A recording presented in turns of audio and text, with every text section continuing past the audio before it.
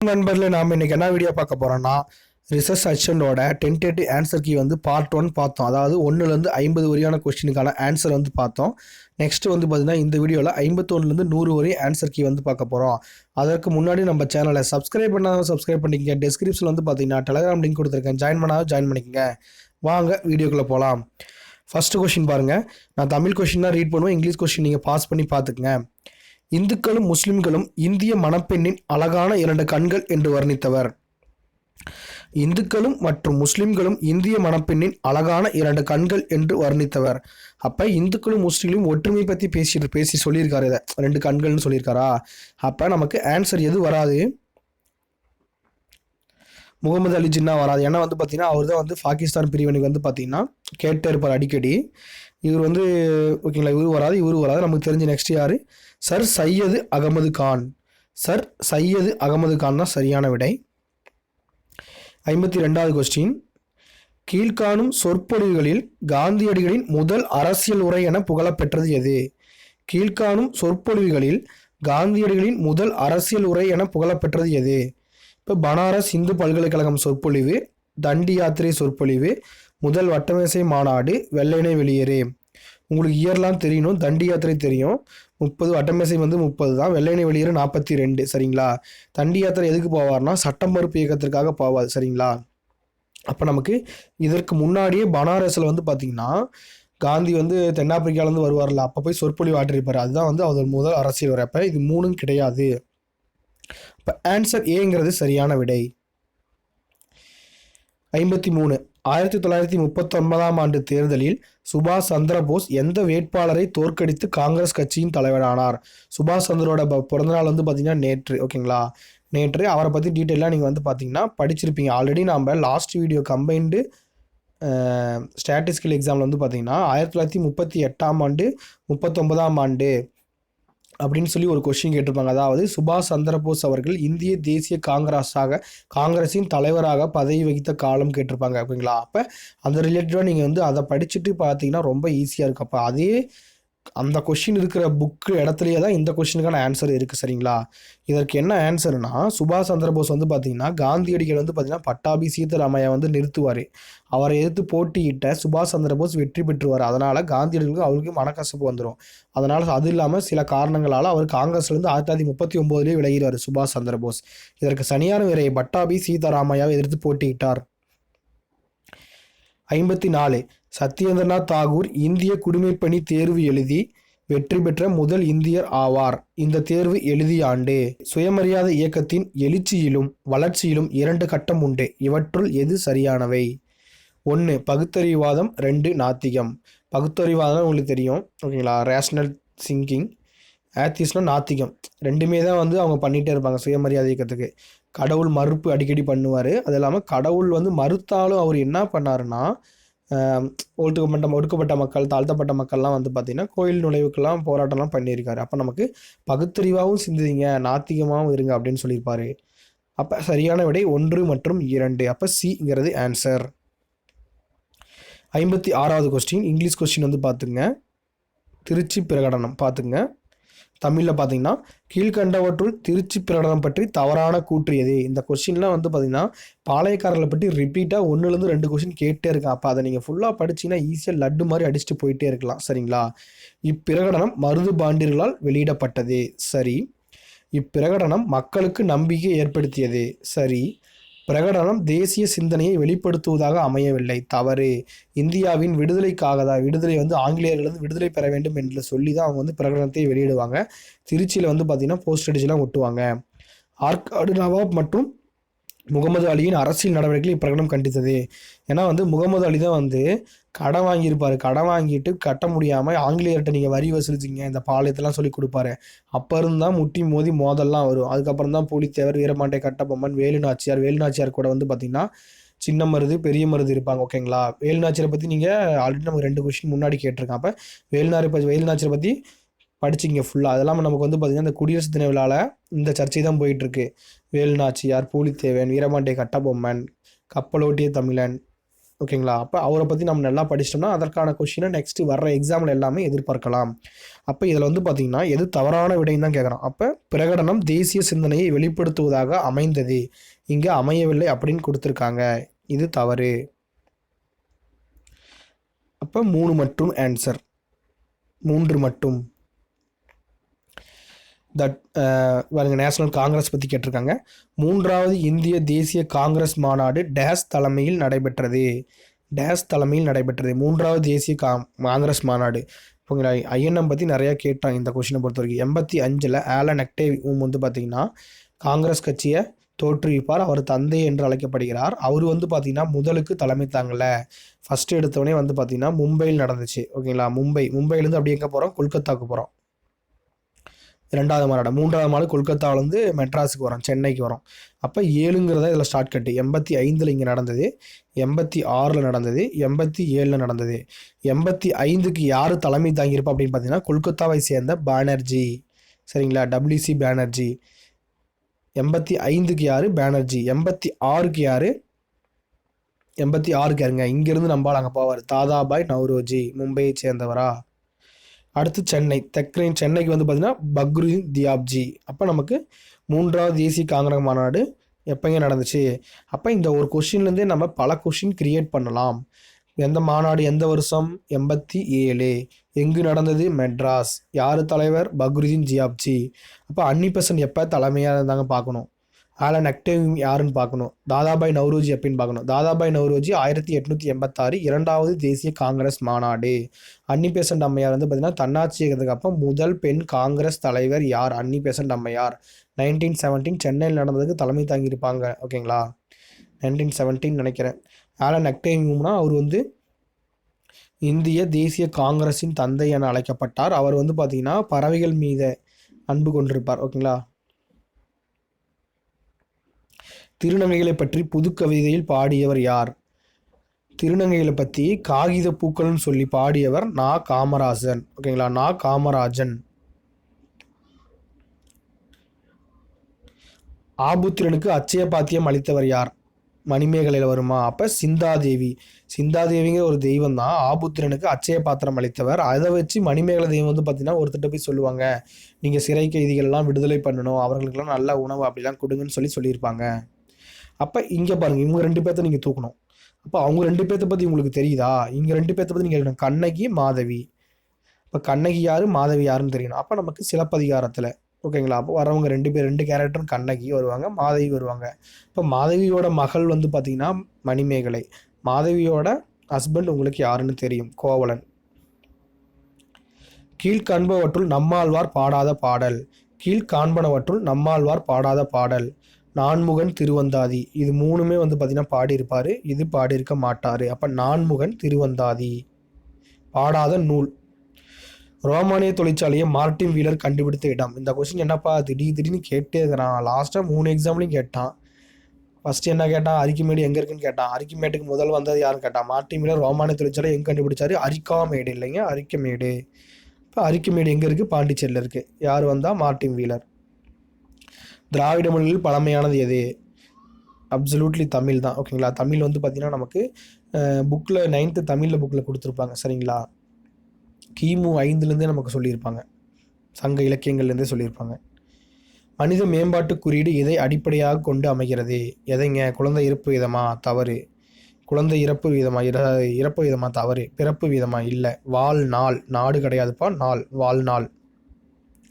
ஒரு நாட்டில் ஒரு 65 வயசுக்கு மேலே வாழ்கிறாங்க, இன்னொரு நாட்டில் 80க்கு மேலே வாழ்கிறாங்க. அப்போ அவங்களுடைய மனித டெவலப்மெண்ட் இண்டெக்ஸ், அதாவது மனித மேம்பாட்டு குறியீடு மேம்பாடு அடைத்திருக்கும் என்று சொல்லலாம்.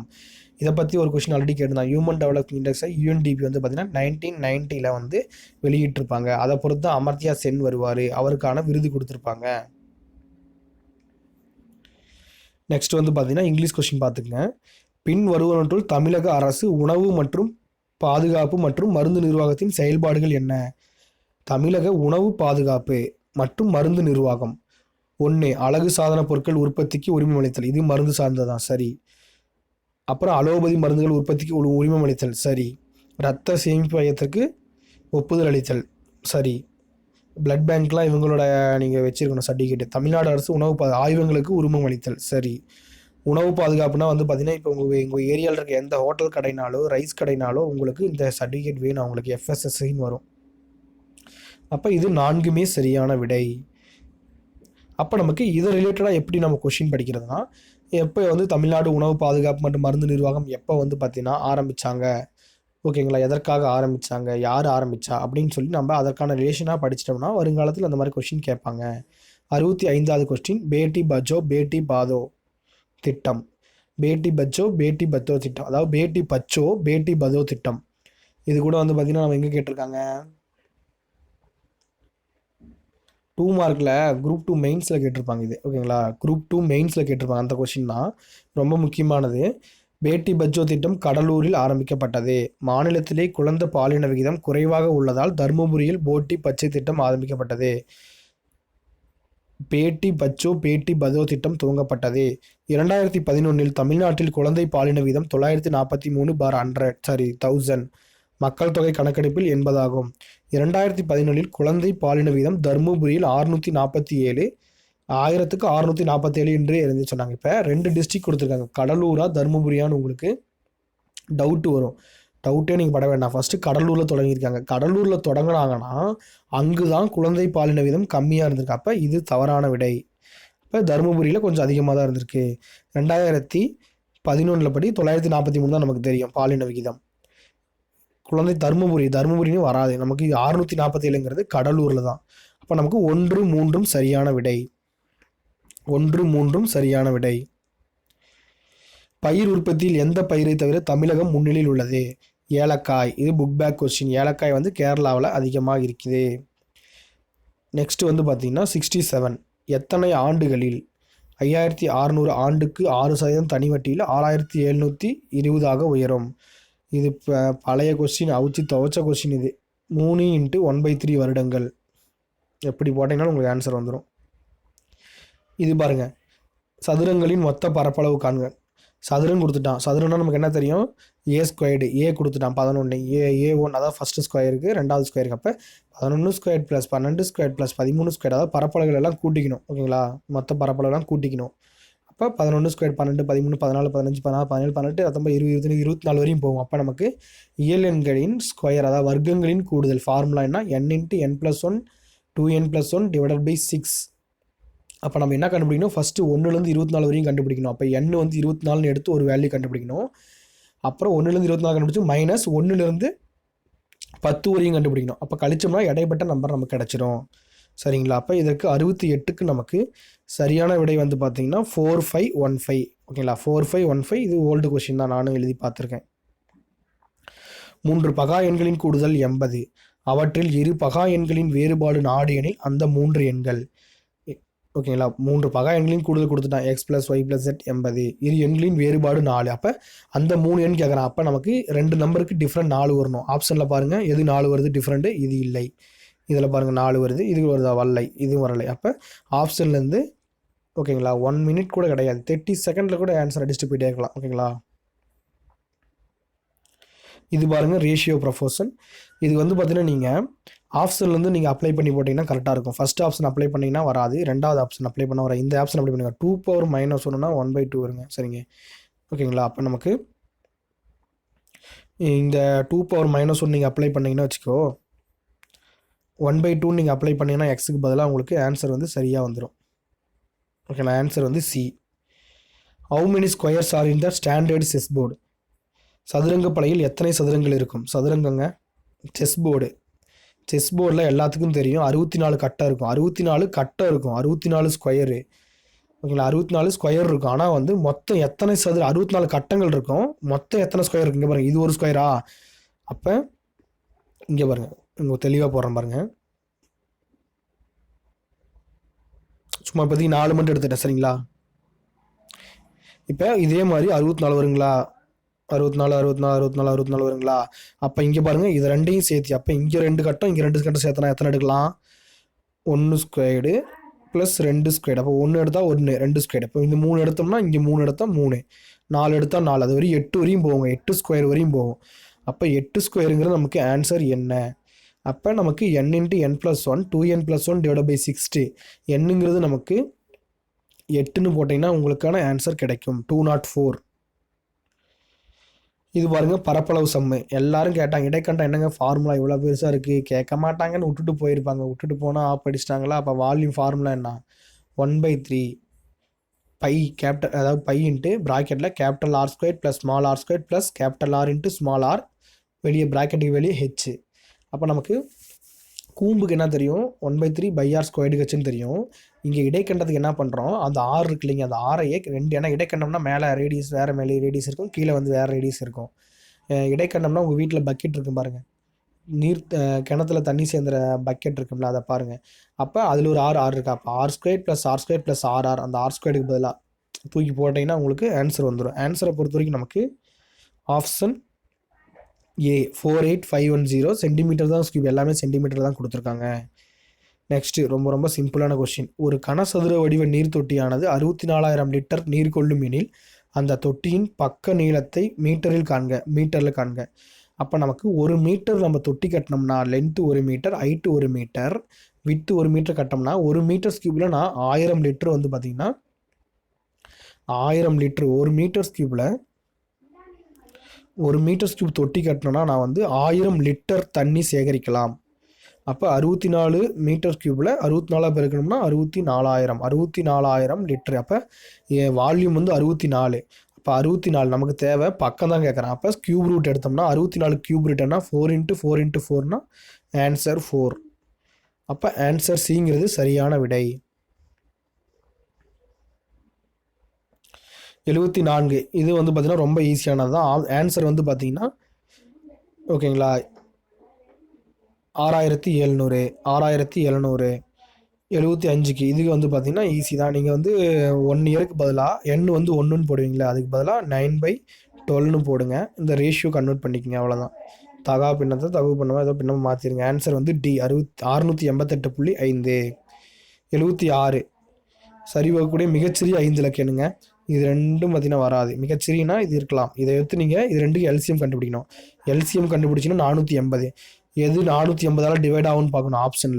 ஆப்ஷனில் வந்து பார்த்தீங்கன்னா இது 2 டிவைட் ஆகாது, இது 2 டிவைட் எதுவும் ஆகாது. அப்போ நமக்கு இதுதான் மிகச்சிறிய 5 இலக்க எண் 10,080.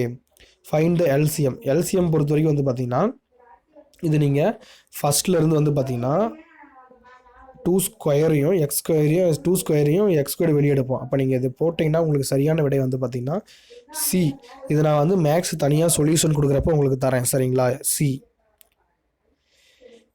10,025% மதிப்பெண்ணின் 15 என்ன, 10,025 என்னங்க 2500, 2500 15 என்ன 375, 10% 250, 5% வந்து பார்த்தீங்கன்னா 125. 79 ஒருவருடைய வருமானம் 10% அதிகரித்து பின் 10% குறைந்தது, அவருடைய வருமானத்தில் ஏற்பட்ட சதவீதம். லாபமாக நட்டமான்னு கேட்கலாம், எவ்வளோன்னு தான் கேட்குறான். ஃபஸ்ட்டு நான் அவருடைய வருமானம், நான் ஒரு 100 ரூபா வாங்குறேன், எனக்கு 10% இன்க்ரீஸ் பண்ணுறாங்க, 10 ரூபா அதிகப்படுத்தி 110 ரூபாயை கொடுக்குறாங்க. அந்த 110 ரூபாலேருந்து 10% குறைச்சிட்றாங்க. அப்போ 99 ரூபாய். அப்போ இதுக்கும் பாருங்கள் 1% டிஃப்ரெண்ட், ஓகேங்களா. அப்போ 1%ங்கிறது நமக்கு இங்கே சரியான விடை. 1% நட்டம்னு கேட்பேன், ஆல்ரெடி கேட்டிருக்கான் நட்டம்னு சொல்லி பழைய கொஸ்டினில். வாட் கணக்கீட்டின் 1 HP, ஒரு குதிரை திறன் என்பது 746 வாட். படித்து துவச்ச கொஸ்டின் தான் அது. சூரிய புள்ளிகள் எத்தனை ஆண்டுக்கு ஒரு முறை தோன்றும்? சூரிய புள்ளிகள்ங்கிறது 11 ஆண்டுகளுக்கு ஒரு முறை தோன்றும். அந்த சூரிய புள்ளிகளை பற்றி நீங்கள் டீட்டெயிலாக படித்து வச்சுக்கோங்க. அறிவியல் மனப்பான்மையின் பரிமாணங்கள் யாவை? கிரிட்டிக்கல் அப்சர்வேஷன் கரெக்டு, இன்டலெக்சுவல் அறிவார்ந்த intellectual honesty correct, impartial thinking, reflective thinking. இம்பார்சியல்னால் எதையும் பாகுபாடு இல்லாமல் சிந்திக்கணும். ரிஃப்ளெக்டிவ் திங்கிங்னா நீங்கள் கரெக்டாக இருக்கணும், பிரதிபலிக்கும் திறன் இருக்கணும். எனக்கு தெரிஞ்ச அளவு இது 4 ஆப்ஷனும் சரியாக வரும்னு கொடுக்குறேன். ஆன்சர் கீ வந்தால் தான் தெரியும், ஏன்னா ஃபஸ்ட்டு 2 கூட வர வாய்ப்புகள் இருக்குது. அப்போ நான் ஆன்சர் ஏவும் டியும் லாக் பண்ணுறேன். நம்ம ஆன்சர் கீ வந்தோன்னா செக் பண்ணிக்கலாம். சர்வதேச உயிரின பன்மை நாள், பயாலஜிக்கல் டைவர்சிட்டி, 9th சயின்ஸ் புக்கில் பாக்ஸ் கொஸ்டின். மே 22, ஓகேங்களா. May 22 84 current affair question. Pope பிரான்சிஸ்னால் லெட்டஸ்ட் ட்ரீம், எல்லாரும் கனவு காலங்கள் அப்படின்னு சொல்லி எழுதியிருப்பார். அப்போ ஏக்கு 3, அப்போ ஏ தான் ஆன்சர். ஒரே ஆன்சர் தெரிஞ்சால் மட்டும் போதும். அப்போ இங்கே பாருங்கள் ஏக்கு 3, அப்போ ஏ ஆன்சர். அப்போ மீதியெல்லாம் நீங்கள் பொருத்தி பார்த்துங்க. Gauri Khan my life in design, Vikas Khanna kitchen of gratitude, Romila Thapar voice of dissent. இப்போ நாலுலேருந்து நம்ம 4 கொஷின் வகையான கிரியேட் பண்ணி நம்ம தெரிஞ்சு வச்சுக்கலாம். அடையார் புற்றுநோய் நிறுவனத்தின் தலைவர் டாக்டர் சாந்தா அவர்களுக்கு எந்த ஆண்டு பத்மஸ்ரீ விலங்கு வழங்கப்பட்டது? இப்போ நேற்று முன்தினம் தான் அவர் 2 நாளைக்கு முன்னாடி அவருடைய 1 இயர் நினைவு தினம் வந்துரு. அடையாறு புற்றுநோய் இருக்கும், அடையார்னா உங்களுக்கு தெரியும் ஓகேங்களா. அப்போ இது எப்போ கொடுத்தாங்கன்னு கேட்குறான் ஓகேங்களா. ரொம்ப இது நல்லா டீப்பாக படித்தவங்க மட்டும் தான் இதை எழுத முடியும். 1986. அப்போ இவங்களுக்கு அது இல்லாமல் அவங்களுக்கு நிறையா பத்மஸ்ரீ, பத்மபூஷன், பத்ம விபூஷன் அந்த மாதிரியான விருதுகள் கொடுத்துருப்பாங்க. அதையும் பார்த்து வைத்துக் கொள்ளுங்கள். 86 இந்தியாவின் தேசிய நீர்வாழ் உயிரினம். இப்போ நம்ம சவுத் சைடு எடுத்துட்டோம்னா மீன்கள், முதலைகள் அந்த மாதிரி தான் இருக்கும் ஆறுகளில். ஆனால் நமக்கு அந்த கங்கை சைட்லாம் போயிட்டோம்னா ஆற்று டால்பின்னு ஒன்று இருக்குது. அப்போ அதை தான் வந்து பார்த்திங்கன்னா ஆற்று டால்பினை 2010 ஏதோ ஒரு டேட்டில் வந்து சென்ட்ரல் கவர்மெண்ட் வந்து நமக்கு நீர்வாழ் உயிரினமாக ஆற்று டால்பினை அறிவிச்சிட்டு இருந்தாங்க. நிலையான வகை மேலாண்மைனா இப்போ தண்ணி இருந்தாலும் இல்லைனாலும் அந்த காலத்துக்கு ஏற்ப பயிரை மாற்றிக்குவாங்க. இப்போ ஒரு டைம் வந்து தண்ணி இல்லைன்னா வந்து அந்த இடத்துல சோளத்தட்டு போட்டுருவாங்க.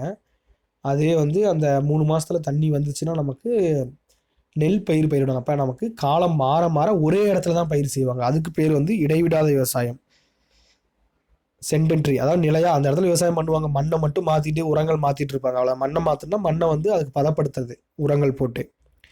ஹேமடைட் வகை இரும்பு தாதுகளில் உள்ள சுத்தமான இரும்பின் சதவீதம் என்ன? 60 முதல் 70%. அப்போ இரும்புனா நம்ம எங்கே வந்தோம்னா சேலம் ஆல்ரெடி கொஸ்டின் கேட்டிருந்தான். Steel authority of India limited சரிங்களா. சேலத்தில் வந்து பார்த்திங்கன்னா அதிகமான இரும்பு தாது கிடைக்குது. என்ன தாது கிடைக்குது? மேக்னடைட் கிடைக்குது.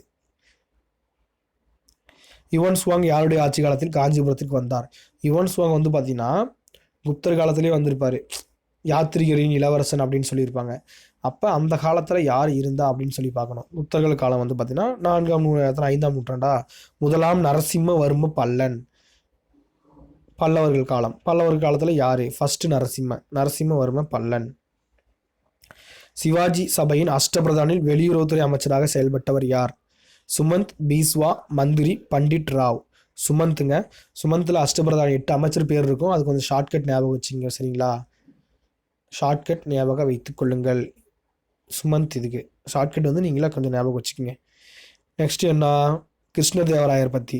கீழ்கண்ட கூற்றுகளில் கிருஷ்ணதேவராயருக்கும் போர்ச்சுகீசியருக்கும் உள்ள உறவுகளை குறித்த கூற்றுகளில் சரியான கூற்று எது? அல்புக்கர்னா அல்போன்சா டி அல்புக்கருங்க. நம்மளால் போர்ச்சுகீசியர் வருவார்ல, போர்ச்சுகீஸ் தலைநகரை மாற்றுவார்ல, அதே தான். அப்போ தேவராயரின் சமகாலத்தவர். ஆமாம். அப்போ 1505 15 வரை இருப்பார். அல்புக்கர் கிருஷ்ணதேவராய அரசவைக்கு லூயிஸ் என்ற பாதிரியாரை தூதுவராக அனுப்பினார். சரி. போர்த்துகீசிய வணிகர்கள் கிருஷ்ணதேவராய காலத்தில் விஜயநகரத்தில் தங்கியிருந்தனர். சரி. போர்த்துகீசியர்கள் விஜயநகர அரசுக்கு படை உதவி செய்துள்ளனர். சரி. அப்போ 4மே சரியான விடை.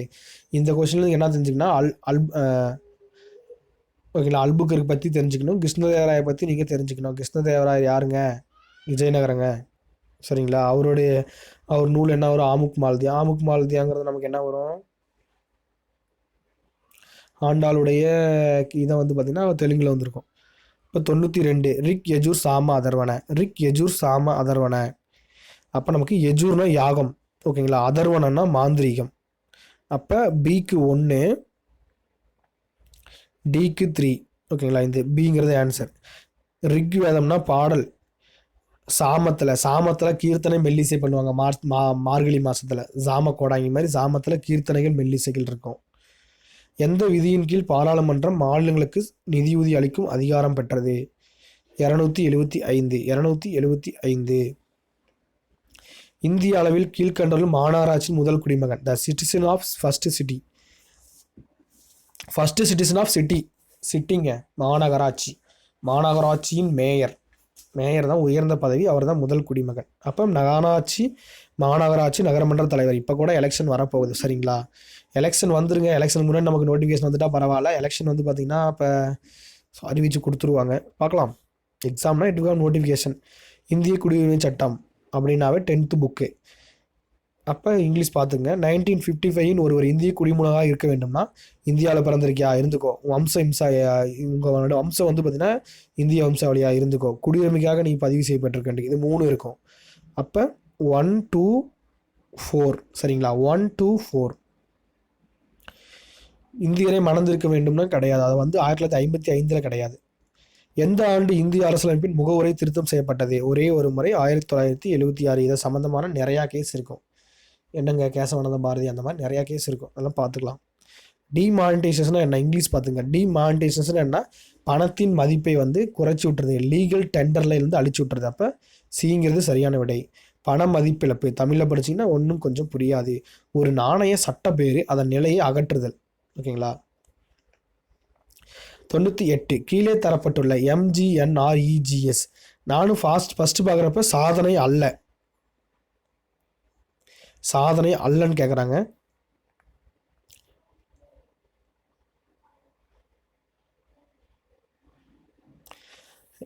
எம்ஜின்னு எனக்கு Mahatma Gandhi national rural employment, அதாவது மகாத்மா காந்தி தேசிய ஊரக வேலைவாய்ப்பு உறுதியளிப்பு திட்டம். சரிங்களா, உறுதியளிப்பு திட்டம். அவங்க என்ன பண்ணுவாங்க, வயசானவங்களுக்குலாம் வந்து பார்த்திங்கன்னா குறிப்பிட்ட வயசானவங்களுக்கு 100 நாள் வேலை கொடுப்பாங்க. சரி, கூலி வந்து குறைந்தபட்சம் 200 220 இருக்கும். இது ரெண்டும் நமக்கு தெரியும். மீதி 2 தான் டவுட்டு. உள்ளாக்க நிதியம், ஃபினான்சியல் இன்க்ளூஷன், நடைமுறைப்படுத்துதலில் ஒழுங்கற்ற தன்மை. ஒழுங்கற்ற தன்மையை அதெல்லாம் எதுவும் சொல்லலை. அப்போ நமக்கு இதுதான் சரியான விடை, டிங்கிறது சரியான விடை. 99 டேக்ஸுங்க. டேக்ஸ் இல்லை, செஸ்ஸு, ஸ்பெஷல் எக்கனாமிக் ஜோன் எங்கே முதல் ஆரம்பித்தாங்க, கேரளா. சிறப்பு பொருளாதார மண்டலம் பற்றி உண்மையான கூற்றை குறிப்பிடுங்க. உற்பத்தி மூலப்பொருளுக்கான வரியில்லா இறக்குமதி. சரி, நீ வந்து அந்த பொருளை அந்த நாட்டிலேயே உற்பத்தி பண்ணுறியா, கார் தயாரிக்கிறியா, காருக்கு தேவையான மூலப்பொருளை இறக்குமதி பண்ணுறீங்களா, அதுக்கு டேக்ஸ் கிடையாதுன்னு சொல்லிடுவாங்க. 5 ஆண்டுகளுக்கு 100% வருமானத்தில், நீ வருமானம் சம்பாதிக்கிறதுல வருமானத்தில் தான் வந்து அவங்களுக்கு வரி கிடையாது. பொருள் விற்றா வரி இருக்குது, வருமானத்தில் கிடையாது. இப்போ இரண்டுமே சரி. Repo rate, repo rate, reverse repo rate, economics question. Repo ரேட்னா வந்தால் பேங்க் வந்துடும். பேங்க்னா ஆர்பிஐ. ரெப்போனா ஆர்பிஐ வந்து பார்த்தீங்கன்னா வங்கிகளுக்கு கடன் கொடுக்கும், அதுக்கு ரெப்போ ரேட்டுன்னு பேர். ஓகேங்களா. இப்போ ரிவர்ஸ் ரெப்போ, ரிவர்ஸ் ரெப்போங்கிறது பேங்க், அதாவது சில சமயத்தில் பேங்க்கே அதிகமானது வருமானம் சம்பாதிச்சிட்டாங்கன்னா பேங்க்கு வந்து இது கொடுப்பாங்க, ரிசர்வ் பேங்க் வந்து அமௌண்ட் வாங்கி வேறு பேங்க் கொடுப்பாங்க. அப்போ ரிசர்வ் பேங்க் வந்து பார்த்தீங்கன்னா பேங்க் வட்டி கட்டணும், அந்த வட்டிக்கு பேர் ரிவர்ஸ் ரெப்போ. வங்கிகளுக்கு ஆர்பிஐ கட்டுறது. நமக்கு இங்கே என்ன கேட்டிருக்கான், ரிவர்ஸ் ரெப்போ விகிதம் இல்லை, ரெப்போ விகிதம். ரிசர்வ் வங்கி வணிக வங்கிகளுக்கு அளிக்கும் கடனுதவிக்கான வட்டி விகிதம். சரிங்களா. என்னன்னா ரிசர்வ் வங்கி வந்து வங்கி கடன் தருது, அப்போ எவ்வளோ பர்சன்டேஜ் சொல்லி ரிசர்வ் வங்கி தான் முடிவு பண்ணோம். சரிங்களா. இப்போ ரிவர்ஸ் ரெப்போனா பேங்க்கிட்ட இருந்து ஆர்பிஐ கடன் வாங்கும், அதுவும் அவங்க தான் ரேட்டை ஃபிக்ஸ் பண்ணுவாங்க. அப்போ வணிக வங்கிகள் ரிசர்வ் வங்கி அளிக்கும் கடனுக்கான வட்டி விகிதம். ஓகேங்களா. ரிசர்வ் வங்கி எனக்கு கடன் கொடுக்குது, அது ரெப்கோ. வங்கி வந்து பார்த்தீங்கன்னா ரிசர்வ் பேங்க்கே கடன் கொடுக்குது, அது ரிவர்ஸ் ரெப்போ. இந்த வட்டி விகிதத்தை எல்லாமே யார் முடிவு பண்ணுவானா, நமக்கு வந்து ரிசர்வ் பேங்க் தான். அப்போ ரிசர்வ் பேங்க் எப்போ ஆரம்பித்தாங்க, எந்த வருஷம் ஆரம்பித்தாங்க, தலைமையகம் எங்கே இருந்துச்சு, எங்கேருந்து எப்போ போச்சு, அப்புறம் வந்து பார்த்திங்கன்னா வேறு என்ன, எப்போ தேசியமயமாக்கப்பட்டாங்க, இப்போ ரிசர்வ் வங்கியின் கீழே எத்தனை பொதுத்துறை பேங்க் இருக்குது, அந்த மாதிரியான தகவல் எல்லாம் படிச்சுங்க. நபார்டு பேங்கு, கூட்டுறவு வங்கி, சென்ட்ரல் பேங்க், நிறைய பேங்க் இருக்குங்களா. அப்போ அதை பற்றி படிச்சோம்னா அதற்கான கொஷின் வர வாய்ப்புகள் அதிகம். ஏன்னா இன்னும் அந்த மாதிரியான கொஷின் வந்து ரீசெண்ட் டைமில் கேட்க வாய்ப்புகள் ரொம்ப அதிகம். ஓகேங்களா. இவ்வளோதாங்க 51லேருந்து 100 வரையும் கொஷின் முடிஞ்சுது. ஓகேங்களா. ஓகே, நன்றி, வணக்கம், பாய்.